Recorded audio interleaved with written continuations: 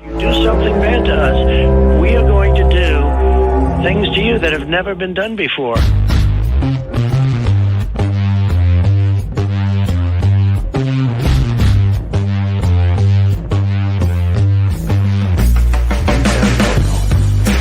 What the f*** is that, dude?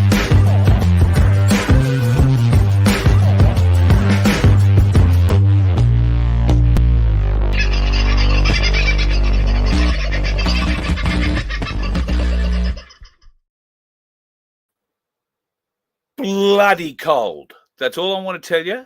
Bloody cold. Another crystal clear night on the mountain, shall we put it that way. The ears are certainly feeling it tonight. But all things being equal in a beautiful world, I'll turn the heater on later and we'll try and warm up just a little bit. Did you like this? I mean, how nice is that? You know, this magnificent Camaro could be yours. That's a 350 in it, by the way, in case you were wondering. You can have this magnificent beastie in your drive.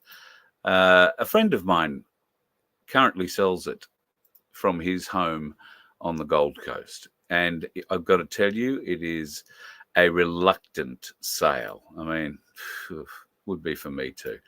But he wants to look after his family. So out the door, it's going to go. Now, it's been looked after. It's got, I think there are still some parts left. Last time we talked about this, I said there were a heap of extras that came with it. Well, I think a lot of people have offered him all sorts of things for the car, except what he's actually chasing. So he's decided to lower the price a bit.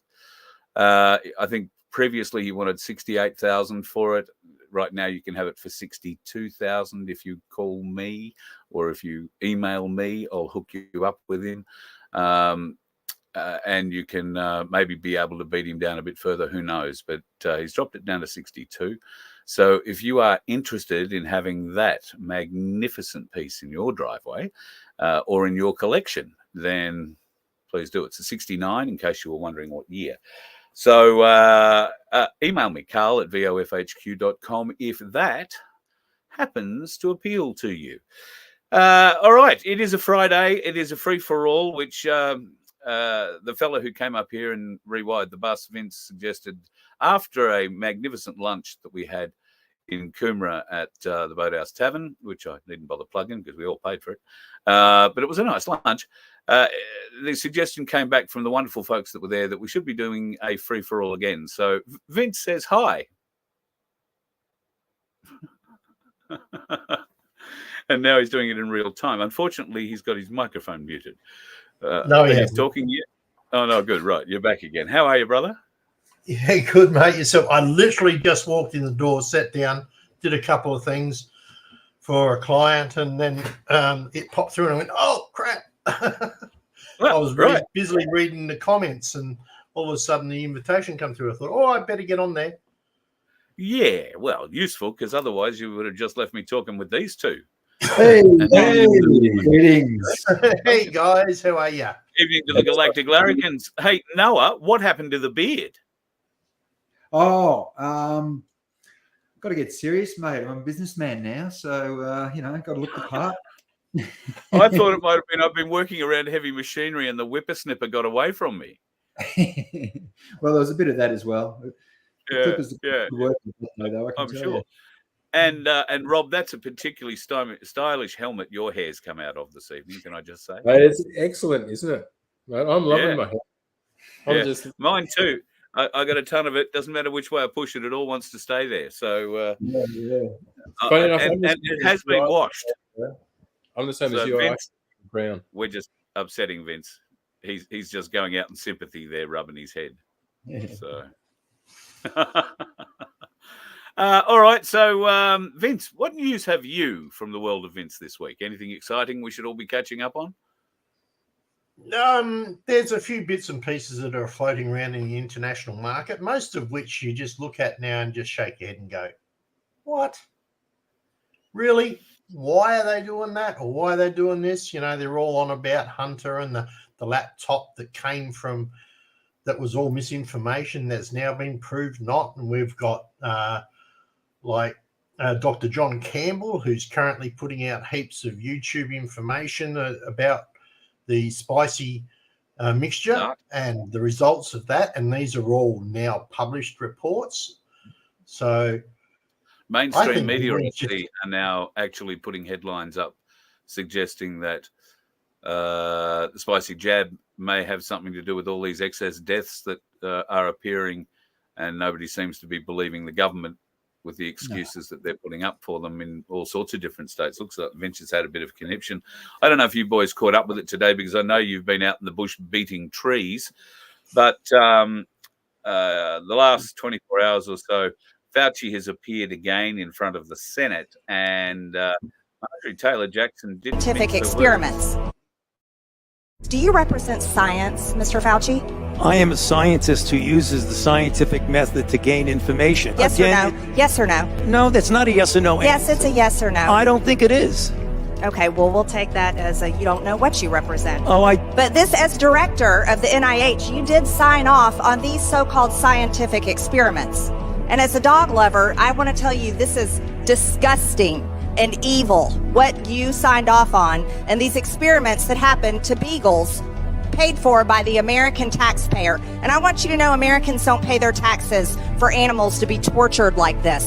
So the type of science that you are representing, Mr. Fauci, is abhorrent. You confess that you made up the COVID rules, including I didn't hear what you 6 said. feet social distancing and masking of children. I never said I made anything up. You admitted that you made it up. You I made it didn't up say as you went. I made it up. So are you saying this is fake news, Mr. Fauci? I didn't say I made anything up. What did you say? I said that it is not based in science and it just appeared. But this is science. And making up guidelines like 6 feet distancing and masking of children. Do you think that's appropriate? Do the American people deserve to be abused like that, Mr. Fauci? Because you're not doctor. You're Mr. Fauci in my few minutes. No, I don't need your answer. That man does not deserve to have a license. As a matter of fact, it should be revoked and he belongs in Don't prison. let him suspend. Here you are without your mask, where you got to go and enjoy the game and sit right next to people not following the 6 feet of distancing, not wearing your mask, and everyone else was forced to stay home and stop enjoying life. And your science here, your science is displayed perfectly in this picture, where children in school were put in plastic bubbles because of your science, your repulsive, evil science. And let's go back to your very own email. You said earlier you don't use email. Oh, you do. Right here. This is your own email where you said the typical mask you buy in the drugstore is not really effective in keeping out virus. I do not recommend that you wear a mask. This is your email. This is your own words. But yet children all over America were forced to wear masks. Healthy children forced to wear masks, muzzled in their schools. And then they were forced to learn from home because of your so-called science and your medical suggestions, while you and all your cronies get paid from Big Pharma. You know that what this committee should be doing? We should be recommending you to be prosecuted. We should be writing a criminal referral because you should be prosecuted for crimes against humanity. You belong in prison, Dr. Fauci.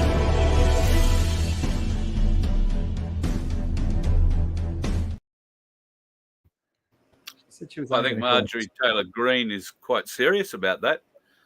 She's one of the many Republicans at the moment in those Senate committees who are going hell for leather, as they should be. And they have been going for the last year and a bit, I suppose. But it does seem to be a lot of rhetoric. I've had in the background on today the Joe Biden impeachment hearings. And I've got to say, one of the Democrats put up a very good argument saying, well, when let's save the people a lot of money. Are you going to impeach him? Let's have a vote now.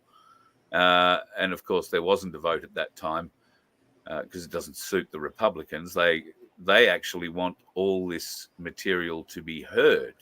The only reason the Democrats would call for a vote to impeach the president straight away is so that the evidence actually doesn't get heard.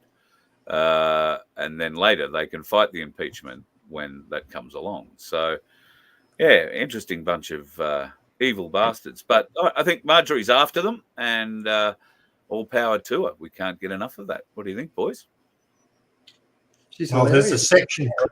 She's right into them. Love I it, mate. yeah. Because she's a real person. She's a business owner. Yeah. Came from that into politics, and so obviously isn't Bought and paid forward. bought and paid for, groomed up through the political ladder and societal ladder, Yeah. and just calls it out as it is. I don't think she went to And that's what a Harvard. I real think person she- does.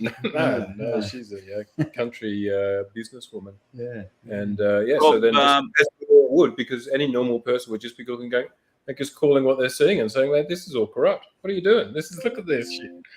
And she just calls it out. Mm. They hate her for it. So Mm. She's America's When we were Paul. She is. Oh. Oh, said sorry, she's that American. dropped out of my end. Yeah. Maybe it's Well- me dropping out of my end. No, well, a little bit, but don't forget that this is the very same president that has already been said that they can't prosecute him because he's too senile, and yet they won't do a Section 25 on him either. So what the? This is just an old game, isn't it? It's really a game where I don't even know why we're watching anymore. It's such a playful thing, and it is, well, But stranger than fiction. I put Go. so many this. I want to see the good bit. We're finally at the good bit. Don't give up now. This is the fun Yep. bit. It's hilarious. It is entertaining to Yeah. watch. That's for sure. That's for sure. Yeah. And I with, was a week or with so your, ago. I played footage of the Three Gorges Dam. I don't know if you've seen, but China is experiencing some pretty severe land mass movements at the moment as well. Let me show you this. Oops. Now, they are huge cracks that are just appearing. When was this taken, Carl? I believe this is about a week old. Wow. I need to show Have a look at that subsidence. That's a whole. It's just dropped. Yeah, I mean, Don't know how big. if you're a suspicious observer of the sun, it's some pretty huge activity a couple of weeks ago or about a week ago, and that sort of activity takes up to a couple of weeks to hit the Earth, and it causes things just like this. So what we're looking at is a weakening of the Earth's magnetic shield, which has made these effects of the sun even more magnified, if you'd like. yeah, intense. Intense, yeah. Earthquakes and those sorts of things. Yeah. Okay, so you reckon that takes a couple of weeks to hit us, but light takes 8 minutes. Yeah, it's you've got it like this. You've got a window, basically. I think of a couple of weeks. So, around there anyway. Let's say a week to 2 weeks, where the sun will affect the stability and the weather and that sort of stuff. Yeah. If you remember, it was only like a week ago, so they had all a couple of weeks ago those auroras and The red huge. auroras. That they only talked about one the sunspot that went around that one time, but actually kept on going, and it had a few near misses, but we're still getting all the Ramifications. Yeah, that's right. The current is a massive electric and magnetic current. Mm. I think Those- what was the Those Terrence? aurora speaking of- pictures, those aurora pictures, particularly the ones with the purples, the pinks, the reds in the aurora, are not aurora Yeah, photos. very close The to the. The pinks and the reds are not part of an aurora frequency, but they are part of a HARP frequency. Hmm. So Well, that's debatable because they actually say it depends on the depth of penetration of the radiation coming from the sun. There is a whole scientific paper I was reading about it. So the further the depth, the lower it comes in, the more it activates the oxygen, hence the reason you get the different colours. Yeah, righto. Okay, that's interesting. And the red. Yeah, it was a very interesting paper. Yeah. So the bids are more You better rare. post it. People are going to want to read that, mate. You're going to have to dig I'm going that to have up. to go find it again now. Thanks. But it does. What it does though is it does throw us into a whole idea of, are we really in a state where our protective shield out there in the earth, is it really deteriorating? Is that being hidden from us? Here's a question. Oh, conspiracy theory. Oh, sorry, shouldn't have said that. Well, this is what Well, this. more and more they're turning into conspiracy facts these days. Yeah, if the YouTube channel, Suspicious Observers, this guy's been studying the sun and reporting on it, you know, basically his whole professional life. He's written books and everything about it, and he tells you about these sun cycles that you have, and then there are these basically big cycles, 6,000 year cycles and 12,000 year cycles, and they're all basically in history. You can see proof of all these big changes that have happened throughout history during these 12 and 6,000 year periods, interceptions, whatever. And basically, you know, what he's saying is we're due, and all the signs are there to say that it's happening. Like all the changes, like this, you know, it's obviously having Earth changes happening on the planet. You know, it's just not due to us; it's due to the sun, and it's probably bigger than that. It's a galactic thing. You know, these waves of energy that come through the galaxy, they hit the sun and they energize the sun. That's what sort of causes these periods of undulation and what would you call it? A cycle. That's what it is. Yeah. Sun cycles, because of these waves of energy that are coming from the center of the galaxy that sort of spiral outwards. I mean, this guy explains it a lot better than I ever could, obviously. Yes, yeah. Thanks, yeah. No, sorry, well, no, I didn't mean it that way. I mean that he does explain it very well. He's put many years of research into it. And, And I know you boys love your cosmic physics, but it may not be your strongest point. Yeah, Well, thanks. While they're on cosmic physics, there's apparently a meteor that's supposed to be coming pretty close to Earth sometime in the next 7 years, I think it is, and it's at a point where, according to one person, that if there's just enough gravity pull from us, it could alter its trajectory, so its next time round it takes us out. So that's something as well. I can't remember. I should have checked. It takes us out in 7 years, or it comes around again and takes us out next time. I'm not sure on that one, to be honest. We'd have to look at those facts, but it's quite possible that it will change it so that it hits us on this time round. Right. maybe that's why Elon's really developing all these rockets and shit. He's going to intercept it. Could be. They're going to drill on it. They're going to put some explosives in. Bang. Isn't there a movie about that? Yeah. Well, Space Force. So they're going to drag Bruce Willis out and stick a drill on him and get him to land on the back of it and drop a nuclear weapon down it. Yeah. Although Bruce While we're isn't, at it, guys, just anyway. to mention, if you're in the chat, you want to put up questions, now's a good time to do it. It's a Friday free for all. and on Red Alert has one. Would anyone say that the premiers would be under control of the good guys? The premiers, I imagine you're speaking of the state premiers in Victoria or state premiers anywhere. I would say at this stage, Come on, be honest. I think they're working to a script. Yeah, but not ours. Yeah, true. Daniel Andrews, I think, is he's not the premier anymore. I think increasingly control has been lost in Victoria in that regard. In Queensland, since Stephen Miles came in, I mean, who in their right mind would? Anyway,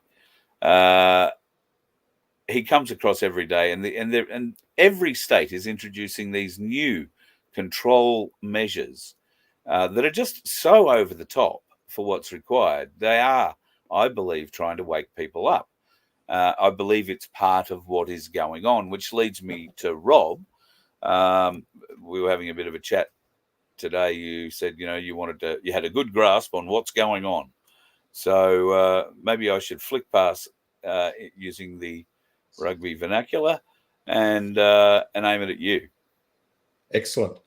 And I wish I had an opportunity this afternoon when I wasn't quite so Pied. You're a lot more talkative then, yes. Yeah, a couple of years earlier. Last week or last time on, you had mentioned, like, to what would I say to people who say, nothing's happening? And from someone who has, Bradford and I, who've been watching this since, the 80s, as I think we've said before, like, things have sped up and right now it's like really taking off. But if you look at what's happened, it's what's had to happen. When Trump first got in, and what's happened, the way the media attacked him, the way the intelligence agencies attacked him, that all of the ridiculous things they put him through, impeachments and you name it, has then shown everybody how corrupt the system is. That if they can then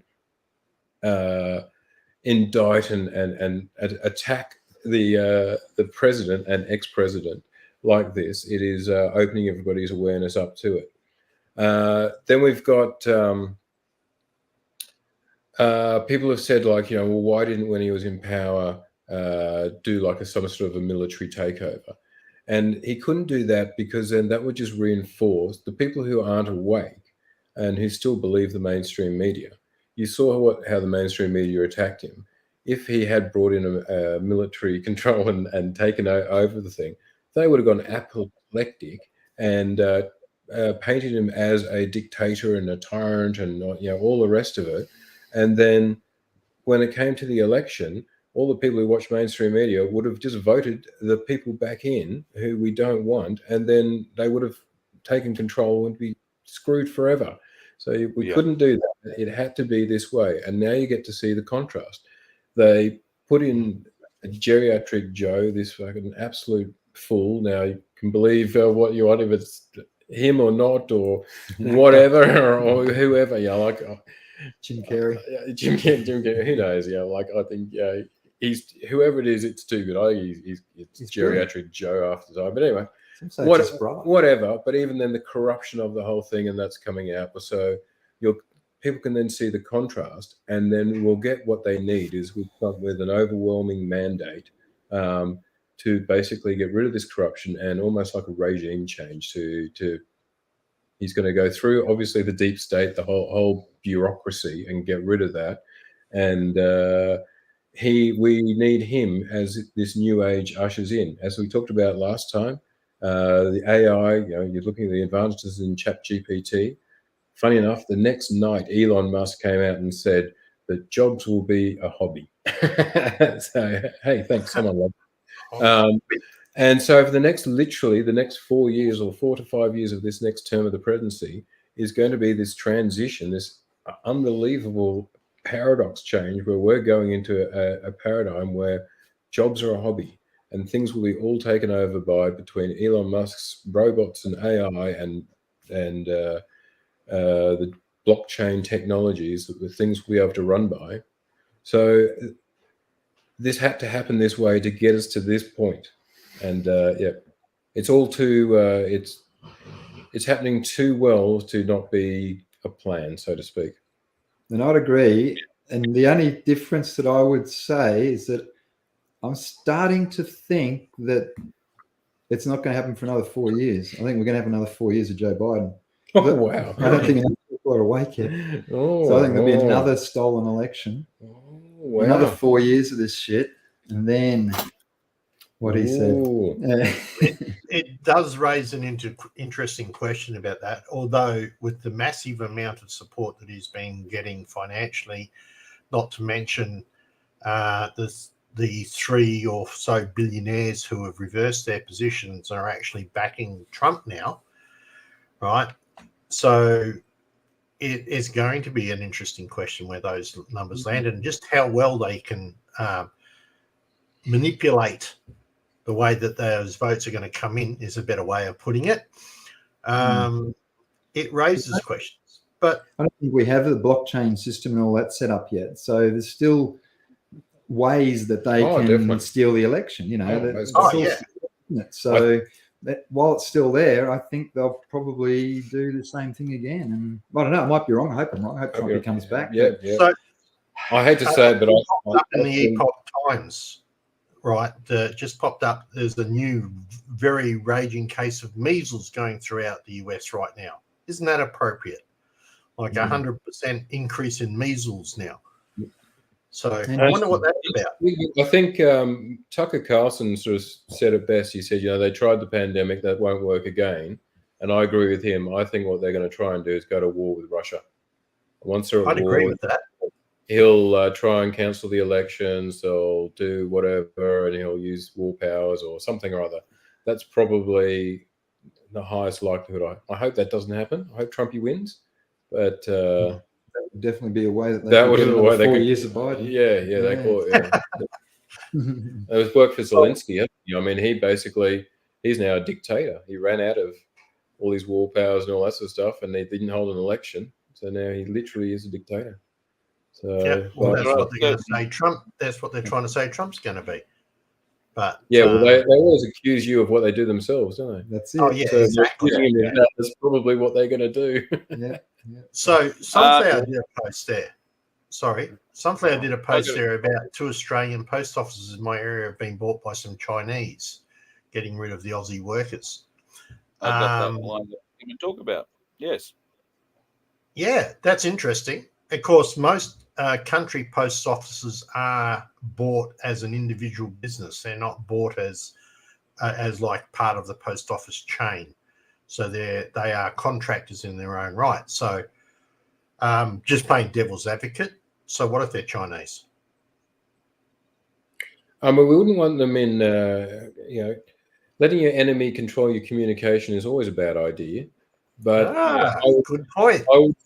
I would suggest that what's happening a lot is that with all the immigrants, part of the thing is that they have to move to regional areas. They can't move to capital cities. And a lot of them are buying small businesses. There's something about that too. Remember they telling us about that?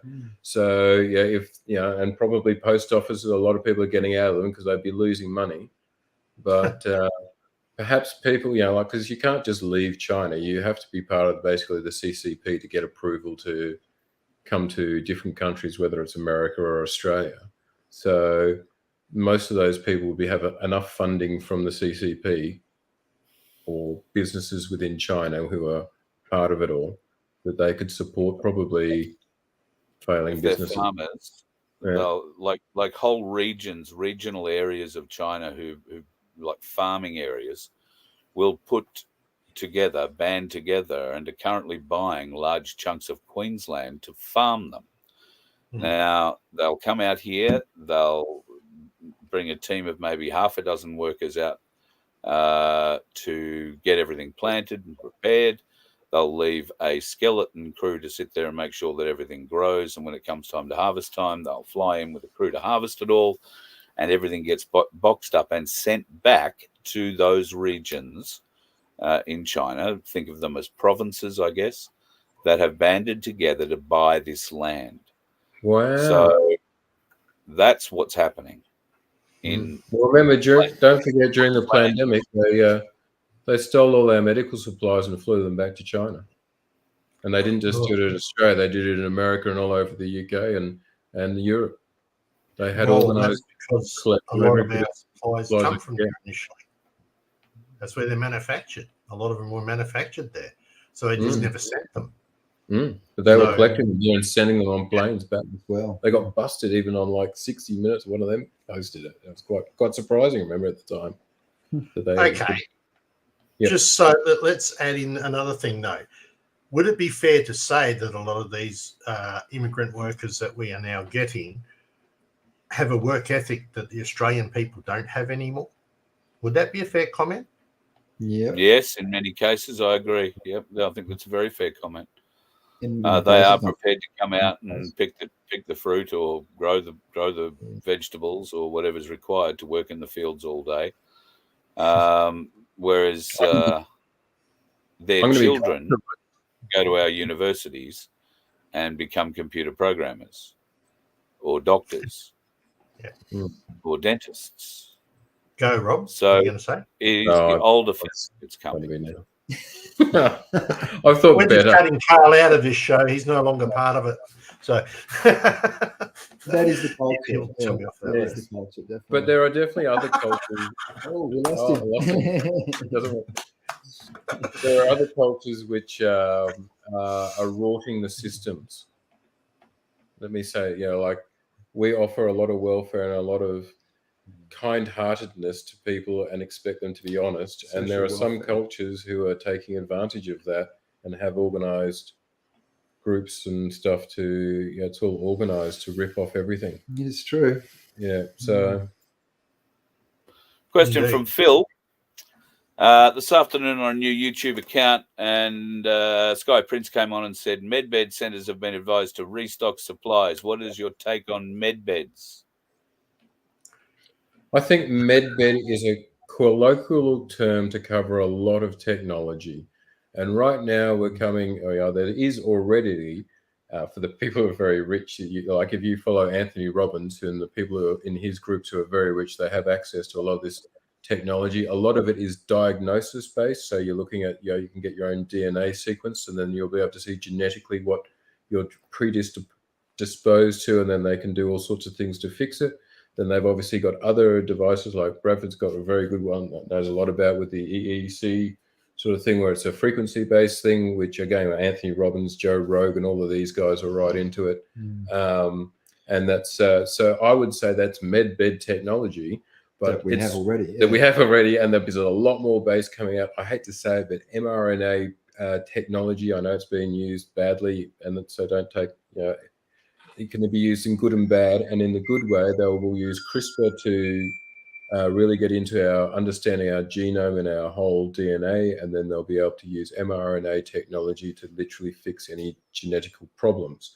So all of those sorts of things are either here or coming, and a medbed is just like a nice, easy term. It's like an icon to describe an awful lot. And there'll be lots of different types of medbeds depending on what your issues are. There could be cosmetic surgery medbeds. There could be cancer medbeds. There could light frequency, you name it. You name it. Yeah. My only problem with that statement is medbed centres have been advised to restock.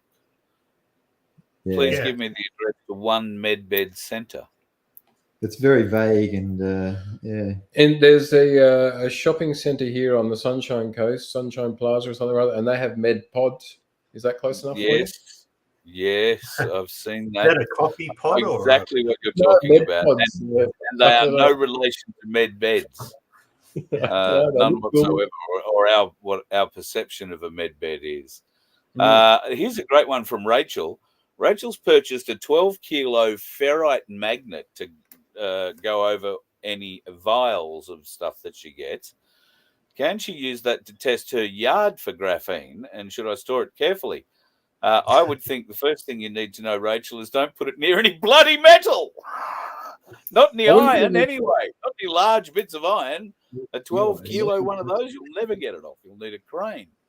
Not to mention, you're going to pick up metal by default in your soil anyway. There's always traces of iron, traces of other sorts of metal in your soil, no matter what. Just drop any magnet anywhere and find out. There's always going to be a bit there. Yeah. And whatever what you do, picking up is the question. How do you test it?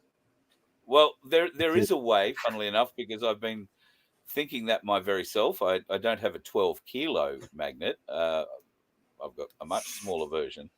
But it sort of allows me to conduct a small-scale test.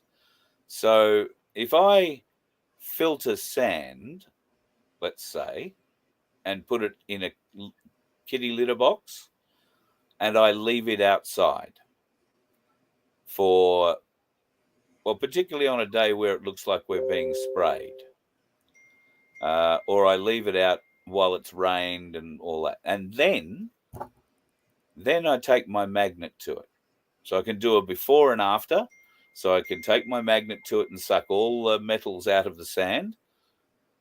You'd want to use fine sand, maybe even builder's sand, something like that. And suck all the metal out of it beforehand, so you know that you're working with something that has nothing metallic inside it, and then sit it outside for a week. Very good. That almost sounds scientific. That is. It almost does. Yeah. So that's it's not because that's because I'm almost a scientist. I can spell it. You're almost a Fauci. Carl the Greasy Tyson. I mean, there's 100,000 different ways that sample could be contaminated by something, depending on where you sit it.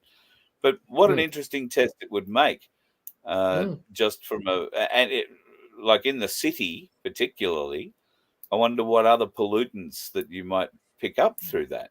But the idea is to start with the cleanest base you can, sand or whatever it is, and gravels, but take out all of the metal before you magnet over it. There's a lot of maybe it's just because I've been thinking about magnets a bit recently and may have been talking about them out loud. There seems to be a lot more advertising for magnets coming on board, and it probably is since I started talking about being able to run a ferrite magnet over the vials of antibiotics, I guess, but flu jab, any other jibbity jab, but more particularly for anesthesia. So you can drag the graphene in those vials to the back end of the dart and get the clean stuff going into you.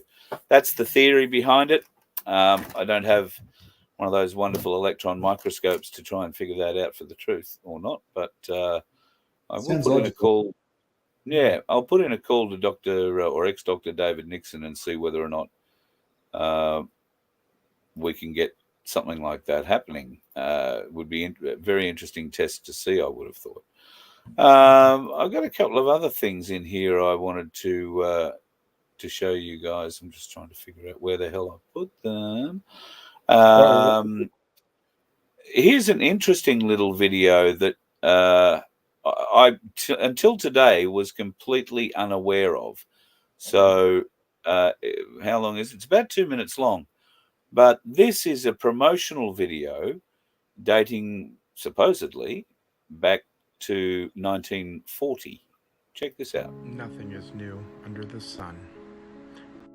Mostly just shelved technology from the old world that sat around until they could re-engineer it to maximize profit. Check out the original mobile phone from all the way back in 1940. Here is the ARC Cambridge car phone. This is just one of the many models offered from that time. But hold the phone, because we got an awesome video of them in action. On a side note, I've always loved how the interiors looked on these older cars. The style and aesthetics, and the phone just goes perfectly with that. Type of mobile telephone service was used when our friend Mac called from his mobile telephone. This service is designed to provide a means of communication for those who travel in city areas as well as those who travel along intercity highways. Any place having regular telephone service or any vehicle having mobile equipment can originate or receive a call.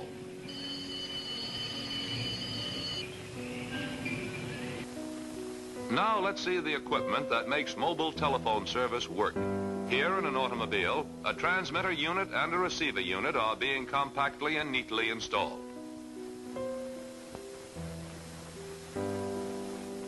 The flexible antenna is mounted on top of the vehicle, or in the case of trucks, on the side toward the rear. The control unit is simple to operate. The operator calls by ringing a bell. At the same time, a signal lamp on the left of the unit lights up. Throughout the country, mobile telephone stations are being expanded to become links in a nationwide network. The mobile telephone greatly expands the scope of voice communication. It is one more step toward telephone service for anyone, anytime, anywhere.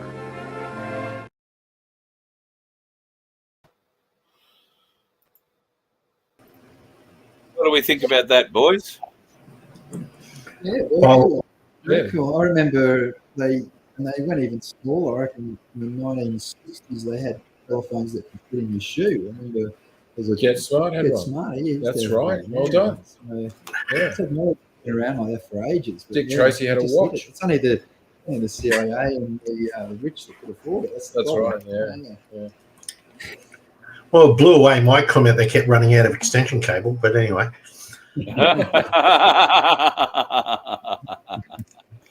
Yeah, very good, very droll. Yeah, well, what do you expect from an IT person? Something very exciting has happened, and if you haven't been keeping an eye on the gold and silver price, the other night I mentioned to you that it was at $47, $44, I think it was $44 and a few cents. Tonight it's at $46.02. Last night it was at $47. So if you'd have bought silver the other night when I said it was at $44, you'd be $3 an ounce better off tonight than what you would have been the other night. So to that end, Ainsley, of course, have their own round. You know, the 1 ounce round and the half inch round. They've been adopted by folks down at Byron Bay, and now it seems in one or two other communities, and it has been nicknamed the Byron Bay Bob. Well, there is something new. This is the Byron Bay Bob 1/10 round. Absolutely. Oops, there's a stack of them. The detail in this magnificent little round is absolutely staggering. So it's the same Ainsley Tree of Life.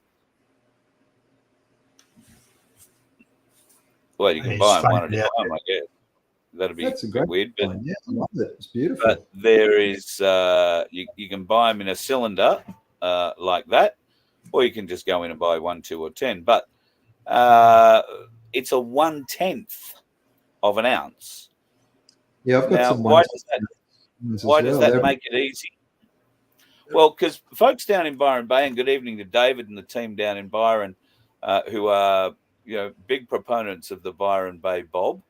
So Byron Bay is really embracing a silver culture at the moment, but not everybody wants to go in with a 1 ounce or a half ounce coin.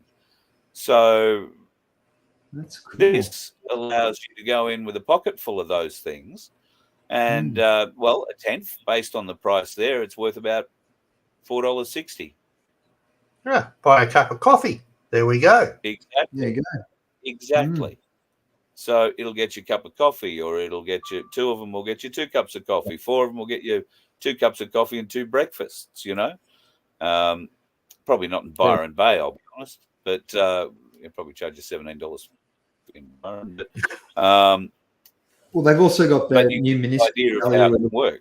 The value would be more than that because of the numismatic or whatever they call it value, because it's an actual coin and it's got a pretty picture on it. It's worth more than just the spot price on the silver. So yeah, it's also because it takes effort to make and polish and make that. So it's probably worth always, $10, I'd say. Yeah, at least. And that's the size of a 5-cent coin. That's how tiny they are. They're awesome. Yeah. Oh, really? Yeah. They're only that small. Wow. Yeah. I've got a few stacks. They're quite tiny. Didn't have anything to put it to scale with. I should have asked Paul to do that, but no, they are about the size of a 5-cent piece, maybe a little bigger. So available from Ainsley, I think from Monday. They're in the box today, and that's only because I rang to see if they'd arrived. So they have arrived, and they'll be available on the website now. I don't know. But if you are interested, don't forget to use the Voice of Freedom or my name, and you'll get a little discount on what you buy. Now, there's not much to be discounted on these ones. Let's be honest. They're tiny by silver standards, the tiniest by silver standards, in fact. But any discount's a discount. So, like I say, you can buy them in 1, 2s, 10s, or a roll of 40 of them. Looks like that. And the price, the spot price at the moment is $46, $46.02. So get in now is all I'm saying. Just between you, me, and the Goat Post, not advice. It's just something that if I had spare money to go and do these things and weren't buying buggered tyres and associated other bits, I'd be going and investing in silver. It's only going up. And, well, that's apart from the little jumps it takes down, but you get the idea. The overall thing has been going up, up, up, and up. Looks like Tim Dwyer is trying to join us tonight, which will be good. What do you reckon about the Byron Bay Bob idea, boys? Vince? I think it's great, yeah. Yeah, I like it. Matter of fact, I might have to scrape a few pennies together and see if I can get a container of them. They look great. Well, maybe there's an opportunity here with my places around the country to, start looking at trading in their markets with things like this too. So it gets the cash out of the system, and it gets you out of the control of the paper money and puts you back in control of your own wealth. And it's at a very usable scale. There is the half-ounce coin, so the half ounce is worth what? $23. Yeah, it's a half ounce round. Remember, you can't call it a coin. It's a round. Half ounce round. $46 at the moment for a full one. Let's call it $50 with a tip when you're having, a lunch somewhere. Yeah. So, I think it's a good idea just to mention the fact that Tim's trying to get on, and he will be the first one to tell you that what is the legal tender in this country. According to the Constitution, it's gold and silver, and only gold and silver. Well, I see you're at his place again. Yeah, we're in the same place. Yeah. How did we do that? Yeah. Whoa, there he is. Oh. Good evening, Mr. Dwyer. Greetings and salutations to all you kind people. How far out thou? Well, very good. I see your brother from another mother hasn't moved far from your house. No, So- we're both sitting in the same chair, really, but we won't go into that. Yeah. It's a really comfortable position. Show your hands, gentlemen. Hands above the table at all times, please. At all times. Yeah, so. So, Tim, we've been having a bit of a discussion about the Byron Bay Bob. Ainsley Bullion have released, today, this new round. It's a 1/10 round based on their very successful half and full ounce rounds. Byron Bay has started this Byron Bob culture where folks are paying for things in silver, and that could be anything from groceries or things at the market through to hairdressers, shops, coffees, all that kind of thing, work in the pub. It's going really, really well. The Byron Bay Bob 1/10 of an ounce coin, we figured out it'll be worth somewhere about $4.60 to $4.70 at the moment. What do you think of the idea? Oh, mate, I think it's a great idea. One of the little passions I have ticking over in the back of my mind, and I've sort of looked into it a little bit, is there's various places in Europe, the UK, and in the US. They're now starting up their own community currency, right? And so what they're doing is, for like-minded people, like you say, you might be doing yard work, or you could be going to the market or whatever. They have their own tokens, and you trade these tokens. Well, I think the Byron Bay Bob is a next step on from that, where the token has a intrinsic value. Yeah, and I think that's a better idea, because it is and always will be legal to use gold and silver, and they might crack down on a local token, but they can't crack down on gold and silver. Although in the US they did confiscate all the gold and that at one stage back in the day. Yeah, back in the 30s. It was illegal to hold gold. 20s might have been. Was it the Breton House Agreement? Something like that. I forget what it was called. Basically, they closed the banks on a Friday afternoon. The banks didn't reopen for a week. And when they did reopen, the government said you can no longer trade in gold, but you must give it to us.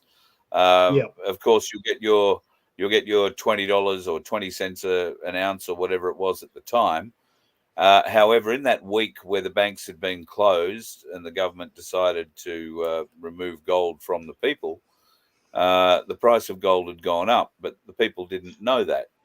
So they got their, let's call it $20 an ounce, and that was turned into the paper fiat currency, not hard, actual, intrinsically valuable anything.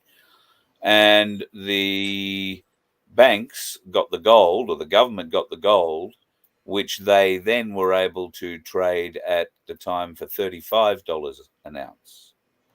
And that's just on the open market. God knows what they traded it for through their other realms. So they robbed the people blind when they took the gold from them, and under the guise of trying to help the country. Of course, they always try and help us. Everything they're doing is to help us. It's all for our benefit. I know. And look, and the government, they do their very best for us, as that's what they're there for, and they go out of their way. They work long, hard hours, and they really don't get paid what they should be paid. They just work so many hours. It's so hard on them and their families. And if you believe that bullshit, I got a bridge in Sydney I can do a hell of a deal for you with. It's made out of gold, by the way. Look at Harvey Joyce. He's sleepwalking home on the footpath. Hey, I wanted to ask you. G'day, Tim. I wanted to ask you, did you see the interview with, is it Terrence Howard?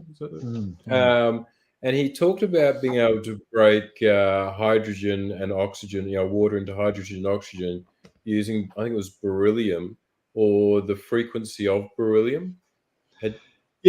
I've seen that, and he's right. You can. You can.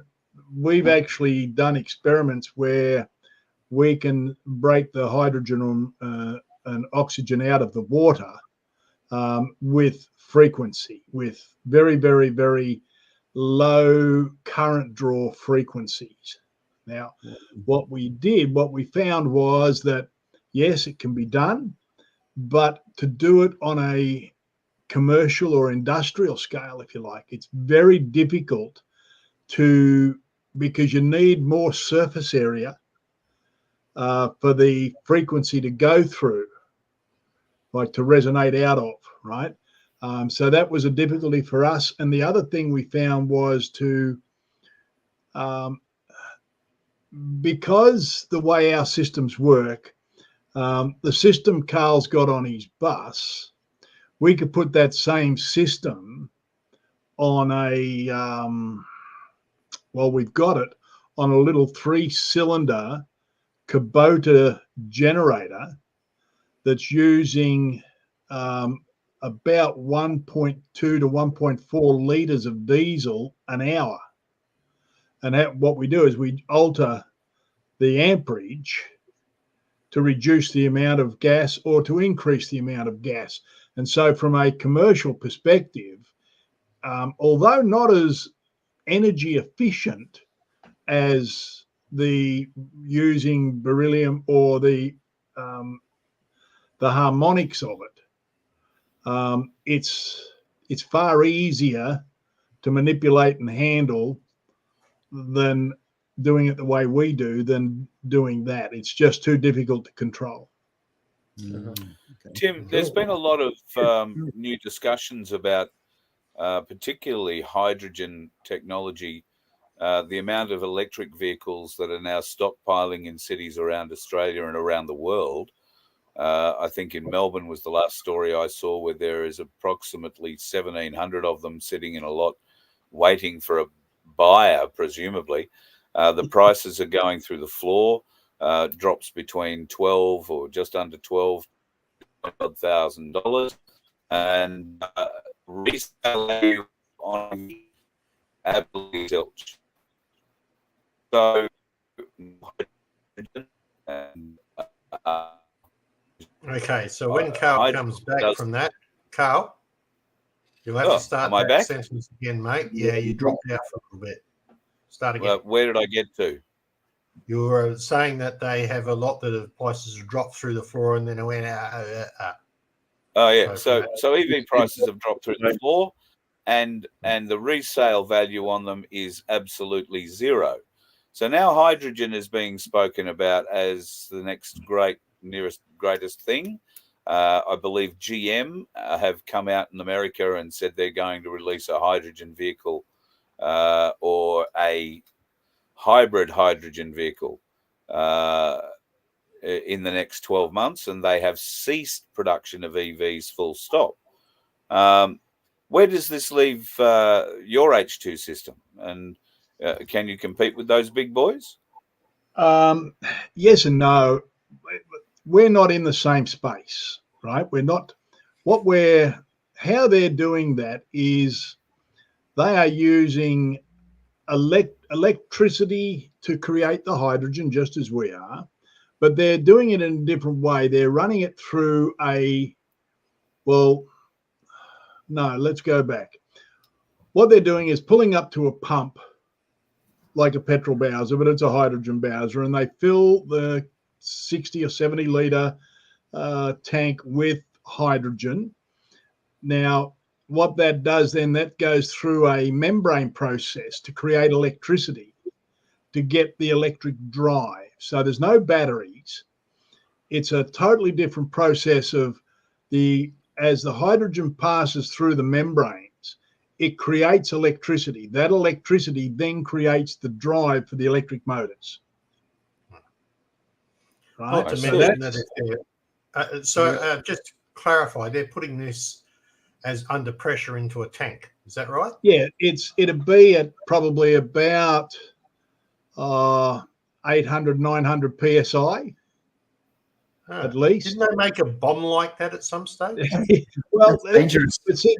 One of the issues they had years ago was to get a tank strong enough to hold the hydrogen under that much pressure was very, very difficult. Today, with the materials and the composites we've got with carbon fiber and all this sort of stuff, you can now have quite a light, in comparison, tank to hold that 60 or 70 litres of hydrogen, and it's much stronger than the ordinary old steel tanks they used to have, like the LPG tanks, for instance.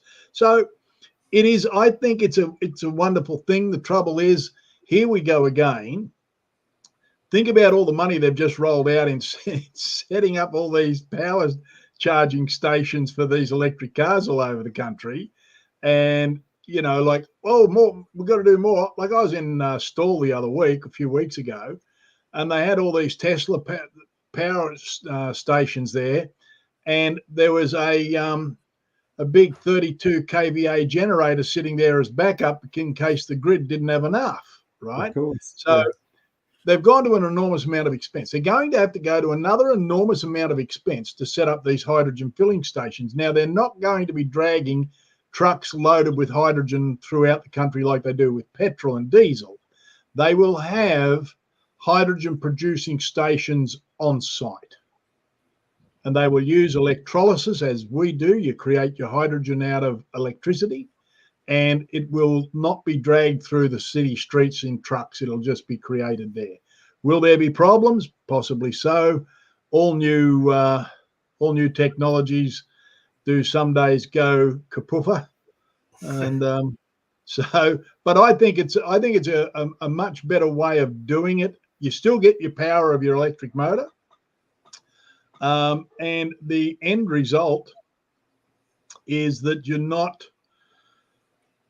draining the grid, the electricity grid, of power. See, to give you an example, creating hydrogen the way we do it, right? Now, I'm going to use your bus as an example, Carl, right? Now, that little hydrogen system there, for the technical-minded good folks out there, and I'll keep it as non-technical as I can for the others, is that we take the 12 volts or 24 volts, whichever the vehicle actually has in its electrical system, through our little black box, and whether it's 24 or 12 volts, we break it down to 3 volts, right? So it goes in at 12 or 24 volts.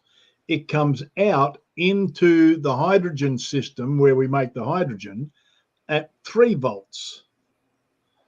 And your system is running about, I think, about 21 or 22 amps or something. So if we've got 3 volts, and we'll call it 20 amps, that's 60 watts of electricity we're using to create enough gas to give that monster of yours the 30-odd% fuel savings.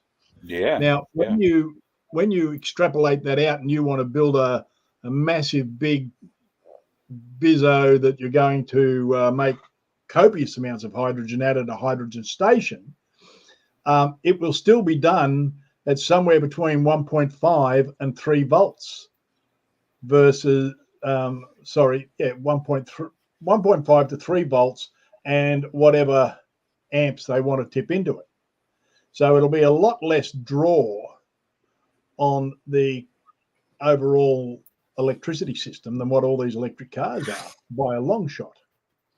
So today I was having a conversation with a guy who's telling me about military technology with electric Land Rovers, and clearly having a quiet Land Rover, if you're prowling around behind enemy lines, is something SAS probably quite keen on. However, how do you keep it powered? How do you keep things going? There's a new form of LiPo battery that apparently works on an electrolyte charge. So if you can get to a certain point, the let's call it the Air Force will have dropped a resupply of an electrolyte, a fluid that you will pour into something, or you'll pull your canister out and change that fluid over and put it back in, and that's where the reaction will happen, and it will be a well, I don't suppose it's a hydrogen reaction, but there'll be an electrolyte recharge applied to the battery. It will be a hydrogen reaction. I beg yours?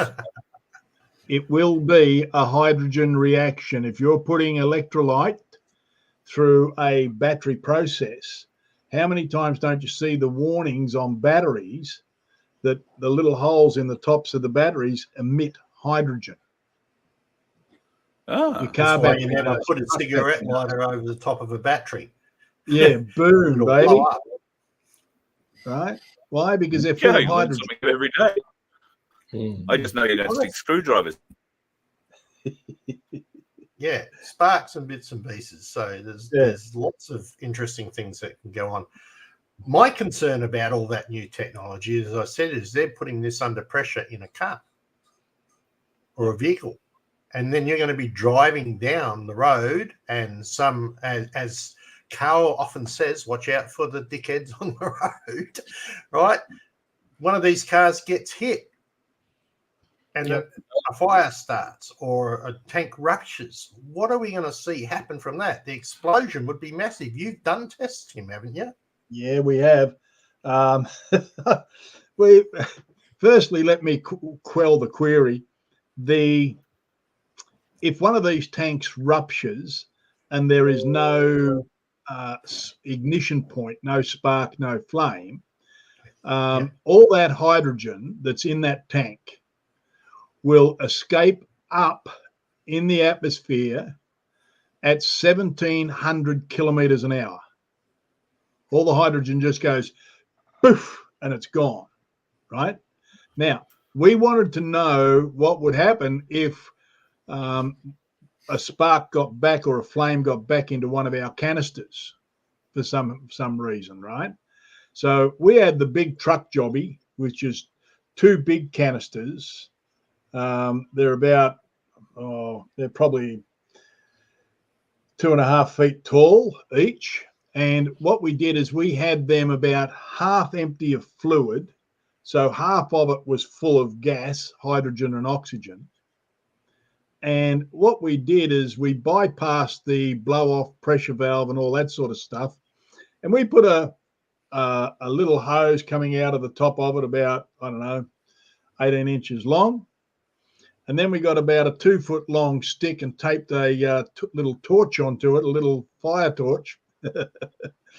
And we had it wound up to, it was probably producing something like 50 odd liters, 60 liters a minute. Like it was cranking, right? And anyhow, we lit this thing up, and it was quite impressive. It was something. It was something to behold. You know, the plastic sight glasses in the front of yours, Carl. Yes, right? yeah. Where the water is. Well, these are about a foot long, and anyhow, we lit this thing up, and it went the thunderous boom that echoed out of those canisters, literally near split your eardrums. It blew the plastic water measure thing clean out of it. It blew it about 4 feet high off the bench, and then it landed back down again. So we thought, now let's see what it does. So we fixed it all back up again, put the little sight jigos in, and did all that, fired it up, and away it went. No problem at all. Wow. But it did go bang. But we did do one other test. We got 2 big industrial black rubbish bin bags, and we double bagged it, right? One bag inside another bag.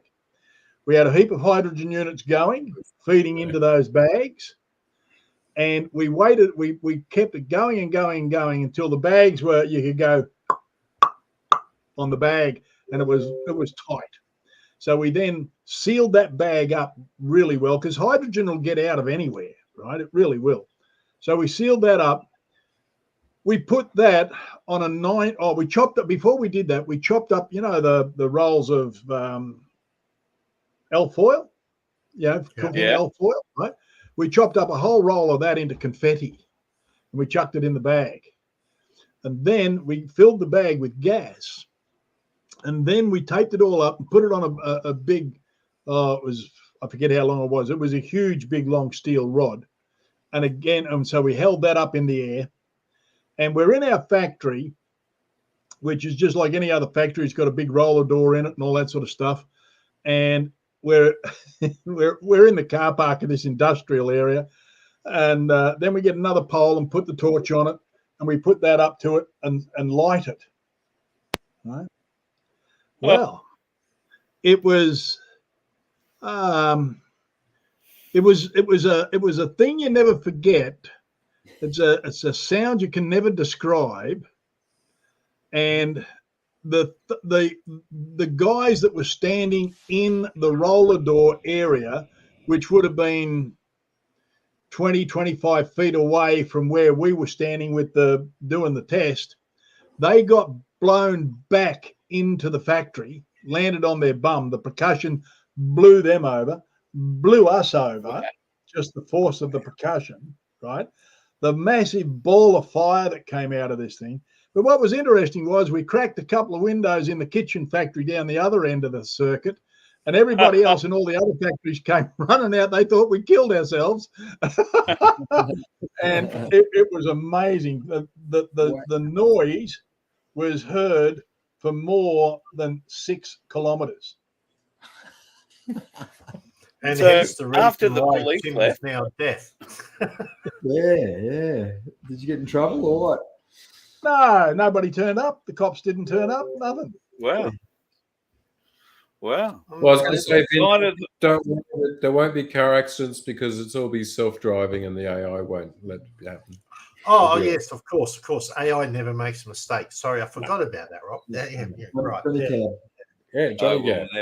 I will never, ever own a self-driving car. You got to understand, the thing called artificial intelligence is artificial. It's not intelligence. It's artificial. Yes, 100% truth. You know, Gentlemen, you have artificial flowers. Tim, I know you've got to shoot off. You've got something else on, so just wanted to say thank you for popping in tonight. And if people are interested in a hydrogen unit, I can vouch for the one I've got. It's a magnificent machine, and it really does help with the mileage that we get for us both on petrol and on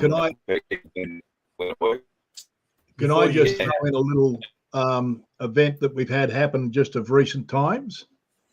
Go for it. The up in Brisbane, there's a company up there that do a lot of generators, and they work with these little 3-cylinder Kubota engines for a particular client who's got about 50 of them. And he wants to be able to advertise that he has hydrogen hybrid generators. Right, that's fine. But the tests we did were very good, but they wanted third-party independent testing. So it took a while, but we got a third-party independent test done by this engineer guy who validated with hydrogen and without hydrogen. And on these little 3-cylinder Kubotas, we were saving 32% on the fuel. Wow. 32%, right? Yeah. So, you know, we're getting better and better and better doing what we're doing. And, you know, I'm just flat out excited. We are in the process of a total redevelopment of the electronics, and that'll also get exciting, better efficiencies and so forth. But that's just more stuff. And I just want to thank everybody who's purchased and inquired, because really we're a small business where we do everything as much as we possibly can here in Australia. We have to buy components from overseas, like electronic bits, but everything else is made here in South Australia or in Melbourne. The electronics are made in Melbourne. We make everything else in-house. And it is important to keep, even though we're a small manufacturer, but it keeps, you know, the welder paid for. It keeps the guys that do the laser cutting paid for. It every bit helps, and they're all Australians, and we're all doing our best. And we just want to say thank you very much for everybody that's inquired and purchased, and we do know that they're getting a good result. So thank you kindly, everybody. It's great, and we look forward to being of service in the future, and we might have another story or two to tell in a few weeks' time. Very good, very good. Looking forward to. Before you go, Tim, there's been some discussion about maybe doing on the FBN network doing a thing on the Constitution, lessons on the Constitution. Have you been approached about that yet? It has been whispered in my little pink shells. Yes, and it's really interesting. We were just talking about money before. We've got to understand the only people who have the right to coin money. Now, the silver rounds are not money. They have a value, but they're not money, right? They're not traded as a currency. It's not an Australian dollar or silver dollar or anything like that.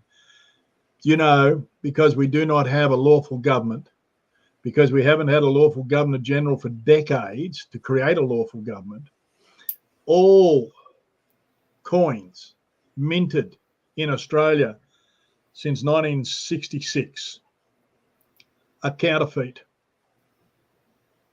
Wow. There's nothing legal about them, because the government, the corporation government, does not have royal assent, royal authority to print coins. Just saying. Anyway. Oh, so that means our pounds and pence come back. Is that what you're saying? Well, what we will have, we won't go back. We'll have decimal pounds and pence. We won't go back to the 12 pennies to a shilling and 12 shillings. We won't do that. We'll stay decimal, but we will have silver and gold as the base, and it will have proper authority to create. I think we should call it. I think we should call it the Razoo, the Aussie Raz. What was the old coin toss game from World War War, 2 bits or something? Two up. Two up. Yeah. 2 up. Yep. Maybe we call them the 2-ups. Yeah, there we go. Sorry. I think instead of having the gold and silver physically, what we should do is that huge gold reserve up in the Palmer River area that you're talking about, which is our national interest. We tokenize that gold and leave it in the ground. And thereby that keeps all the greenies happy because we don't have to dig it up, but yet it gives the token value because there's something there of worth. Yep. And then That's right. And it keeps everyone happy.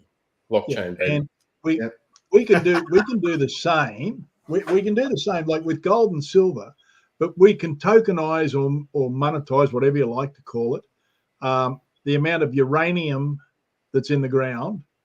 We can do the same with the amount of iron ore and coal. Yeah, any resource. And you can do the same with a 5-year average rainfall as well, because without the rainfall, there's no agriculture. So it rolls over to the ag. And so if we were to monetize these things, Australia would have the strongest currency in the world. Absolutely. Drop the tax rate to get rid of all taxes, drop the tax rate down to a flat 5%. So we'd have the lowest tax rate, we'd have the strongest currency in the world. And if we could get rid of the criminals that have got their hands on the lever of power, we'd have a decent country to live in. Yeah. All right, I gotta go, guys. Hey, have a great night. Thank you, Carl. Thank you very much, Tim, for coming on. See you, Tim. Really Thanks, appreciate buddy. it. Love to your Have a wife, good mate. And you make love to your wife. I just want to say hi. I love her a lot. And talk to you next time, mate. See ya. So that actually, and making sure that every foreign business that wanted to take any of our resources paid significantly for it back to the people. I think that's a good idea as well. On another note, we got asked a question earlier. Do you think there's any stars/actors who aren't compromised? I would have to say yes, there's a couple. Yeah, Tom McDonald. Tom McDonald. Tom McDonald, the rap artist. Yeah, he does some really good stuff. Somehow. Right. There's also Denzel Washington. Mel Gibson.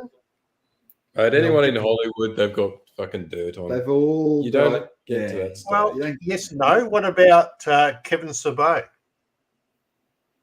I don't know who that is. Don't you? He was a fairly reasonable actor in there. He was in various series. One was called Andromeda. It went for 5 years. He's been in a few movies lately. One which wasn't is he now Conan the Barbarian? Wasn't yes, he, correct. Conan the Barbarian. Yeah, the 1980s version of Conan the Barbarian, 80s and 90s version of Conan the Barbarian. Yeah, and these guys are now starting to produce their own films, which is really interesting, running their own studios and bringing it out. There's a movie that's recently being advertised around about hope, and it's in particular about a little girl who has, through the power of God, I believe, the ability to heal people. And so there's these little stories coming out like that. So there's a couple of actors out there that are not bought. Well, there's our Mel Gibson as well. Don't forget. He's talked about the satanic worshipping and stuff that goes on in Hollywood, and tried to expose it. And then they shut him up and didn't work for a long time. And then when they let him make a movie again, he got pulled over and did a Jewish rant on the side of the road. Or an anti-Semitic rant on the side of the road, and they locked him up again, or didn't lock him up, but shut him up out of Hollywood, more particularly for the long term out of that. But if you go back, and I'm sure it's still available somewhere on the Wayback Machine, go back and have a listen to the rant, because it was recorded when Mel Gibson was drunk and pulled over for DUI. Have a listen to that rant, all right? And have a close listen to what he's talking about. There's the other piece where he was going on about the Chinese threat here in Australia as well. That one's well and truly recorded as well. Yeah, no, he seems like a good guy. I like to think he's a good guy. Yeah, I would like. I don't think he's on the Epstein list. Pretty sure everybody else is, but yeah. Well, what about Keanu Reeves? I like to think that he might be a good one. I hope so. Yeah, I'd like to too. Well, he's still very modest. I mean, he's the guy who still takes the subway train. You know, they've caught him on subway. Right. Giving up his seat for a lady. Exactly. What about that? Randy Quaid? Randy Quaid and his wife, who've moved to Canada, applied to live in Canada as asylum seekers. That's right. He claimed he was being threatened and everything, wasn't he? Yeah, being chased by the Hollywood whackers, as he refers to them, the people that killed Heath Ledger, amongst others, Michael Jackson, the Hollywood whackers. So he very firmly believes that. But I think he's got a couple of other issues as well. He seems to be staying in hotels and racking up $50,000 bills and leaving without paying them. Sounds like somebody else we know.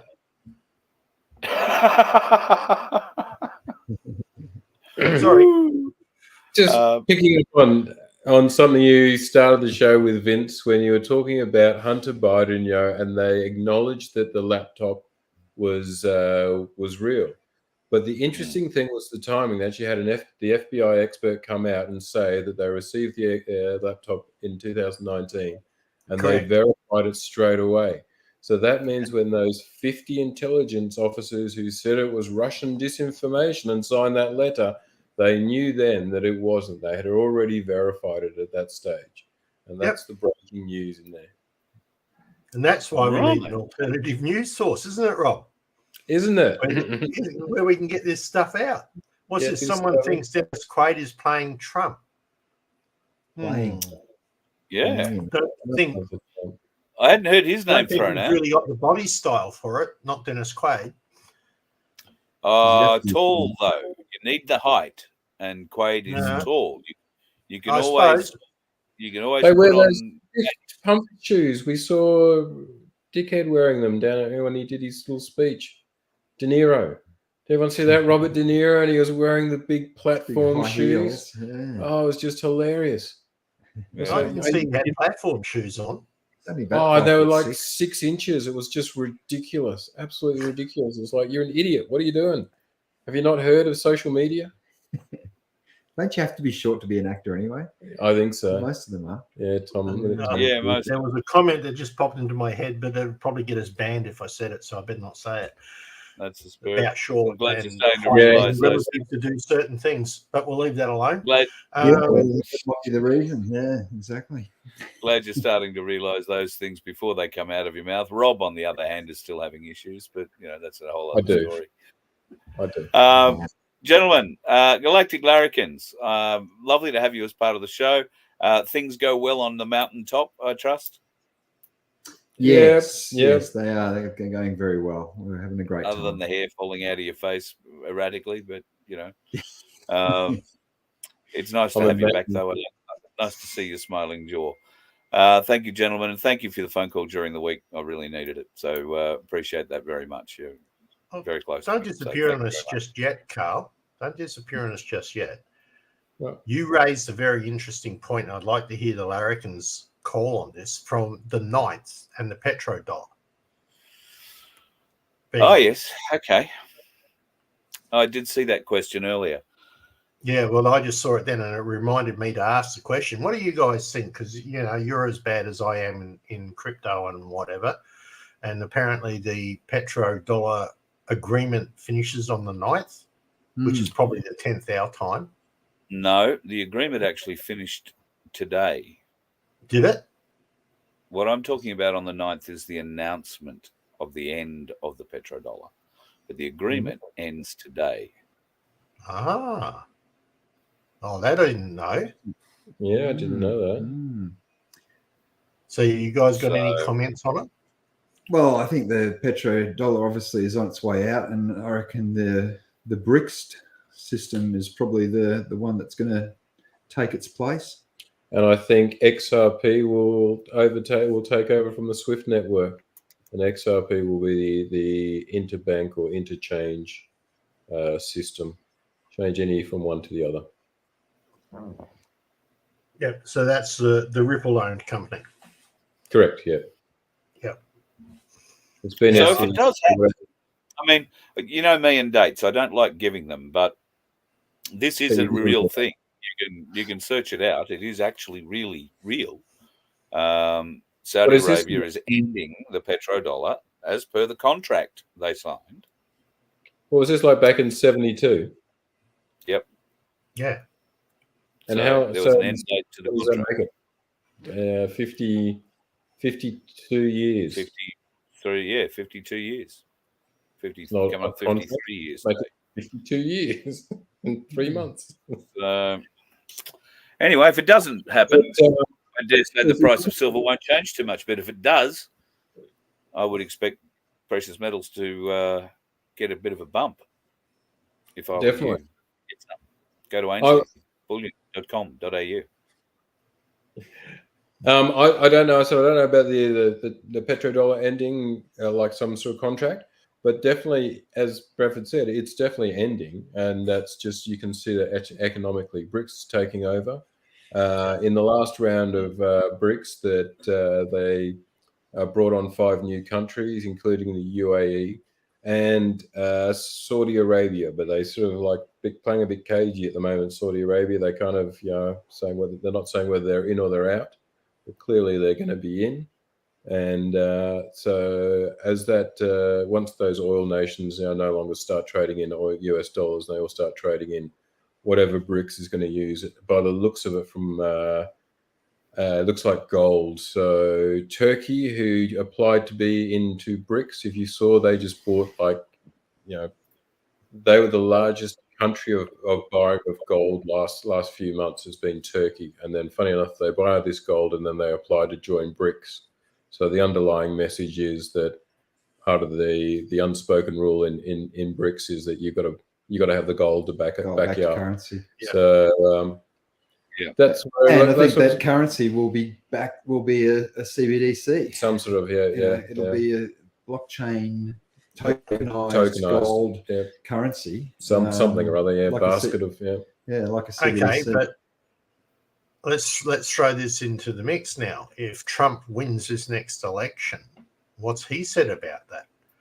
He's already said that he will back crypto and that he will not support a CBDC. In its current state. So is that going to play different in the market? How will that go? Yeah, I think once the BRICS nations start using the CBDCs backed by proper currency, not bullshit CBDCs like the governments are trying to sell us. Like the one that he's talking about, one Trump's talking about is a non-backed CBDC. A central bank CBDC. No. So these ones will be backed by currency. Backed by resources. And the resources, like you say, the resources will be different depending on the country. Some countries will use gold, other will use silver, zinc, platinum, palladium. Trump's comment was that he won't back a CBDC. The current system, central bank digital currencies. We don't want to specify that, specifically. So if he's now the president of the United States or wins the president of the United States, and he has to combat BRICS, how do you think that's going to go? XRP. You look at you are XRP mad. Yeah, that's what I'm betting. I reckon so. I reckon XRP. They've approved it. It's the only one that has been through the courts, and the SEC has approved it. True. And it's specifically set up for that. It's designed for high volume, cheap trade. It's all that. It's specifically set up for that. So, But isn't the trouble with the fact that it's actually centralized, mate? Yes, but it is. But at the same time, it's US based, so you can see why then the Anglo-American Empire is going to go for it.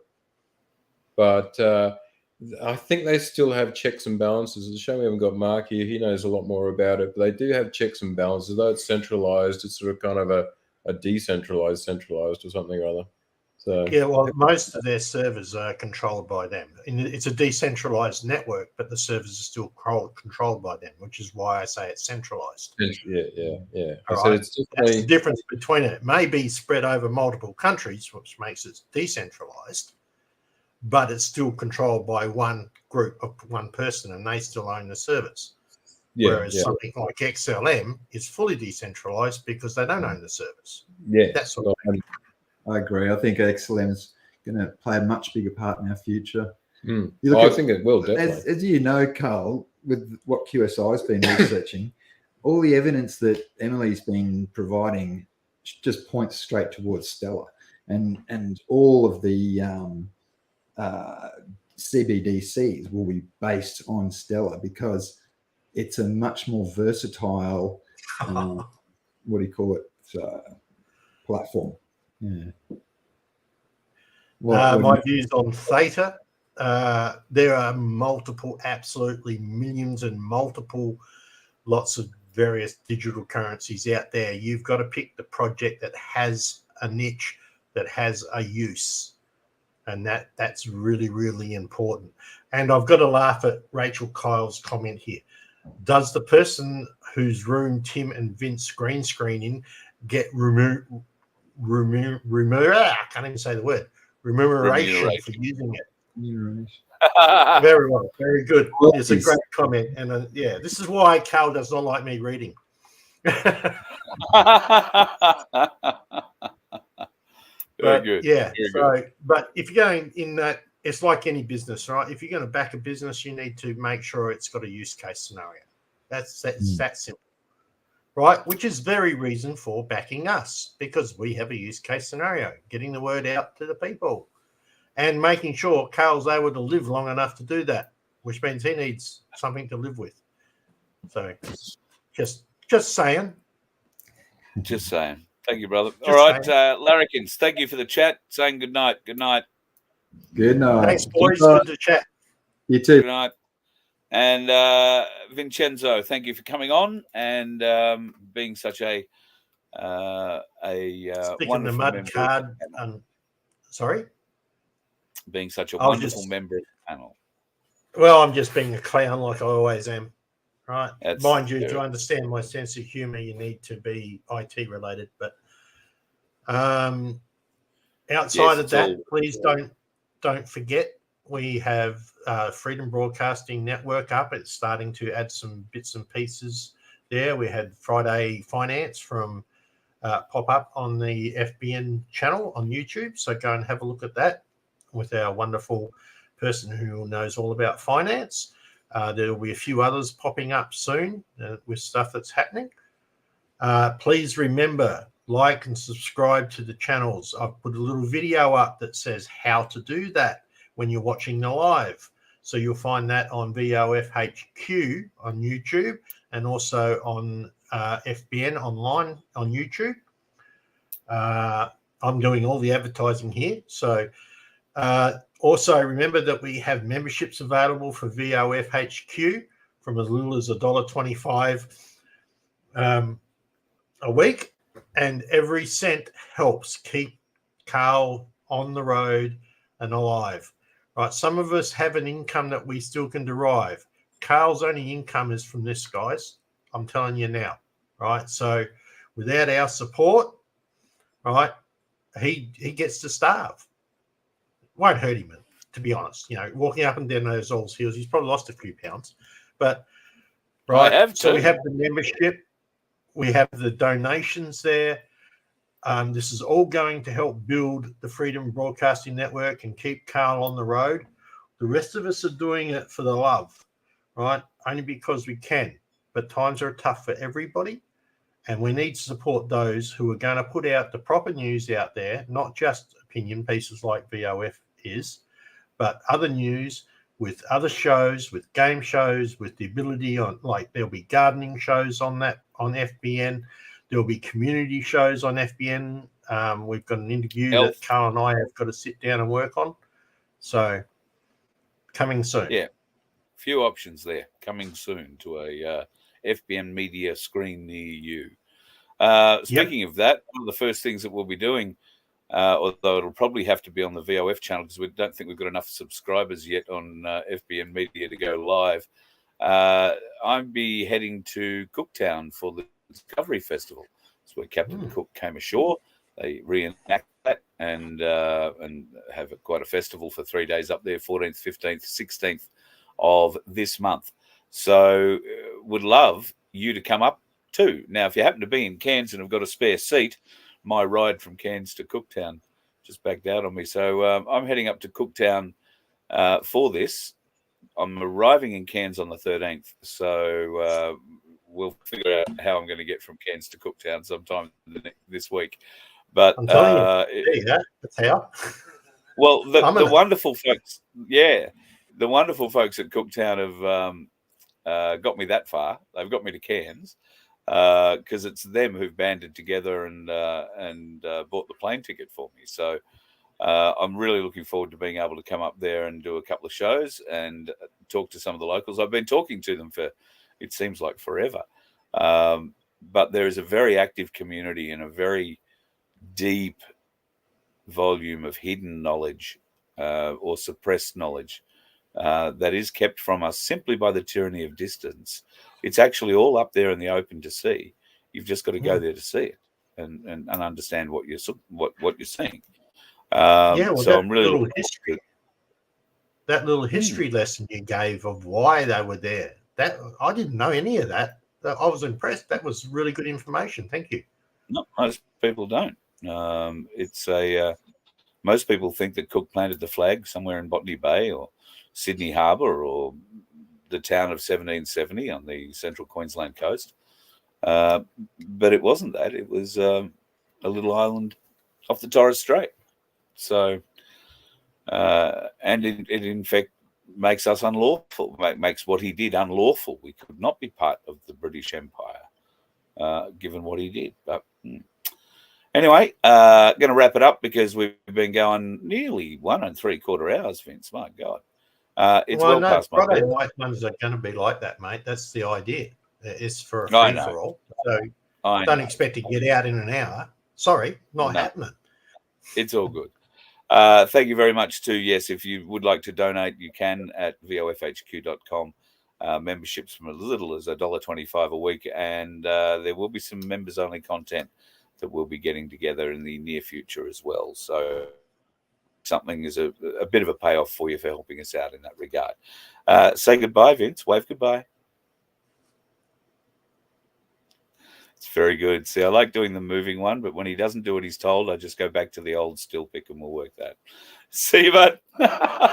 You too, folks. Have yourself a great weekend. If you're heading out on the roads, please be safe. And if you are playing this off to the circuit, really not so much me. This weekend, I'll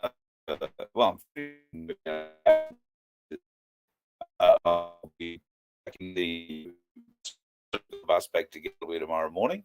So I'll be getting the cowling put back together.